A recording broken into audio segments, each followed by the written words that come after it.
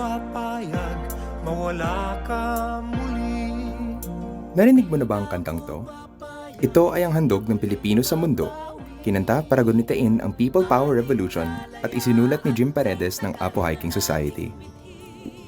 Si Jaime Ramon Misa Paredes ay anak ni Esther Paredes Jimenez na aktivista rin noong panahon ng diktadoryang Marcos.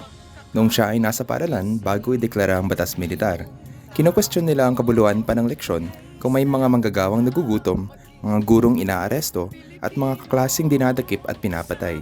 Ang kanyang mga karanasan noon ang nagpatibay sa kanyang paninindigan para sa demokrasya at kalayaan. Bilang miyembro ng Apo Hiking Society, ginamit ni Jim ang musika upang pukawin ang kamalayan ng mga Pilipino sa mga isyu ng lipunan. Umabot sa punto na hindi na sila pinapayagang tumugtog at may takot na silang maaresto. Ngunit sabi ni Jim, "Everybody is afraid and it's okay to feel the fear, but you must do what you must do." Gamit ang boses at plataporma, isinulong niya ang karapatang pantao, demokrasya at kalayaan sa pagpapahayag at nagbigay inspirasyon rin sa marami upang ipaglaban ang kanilang mga karapatan. Sa kasalukuyan, patuloy siyang naninindigan laban sa korupsyon at abuso sa kapangyarihan.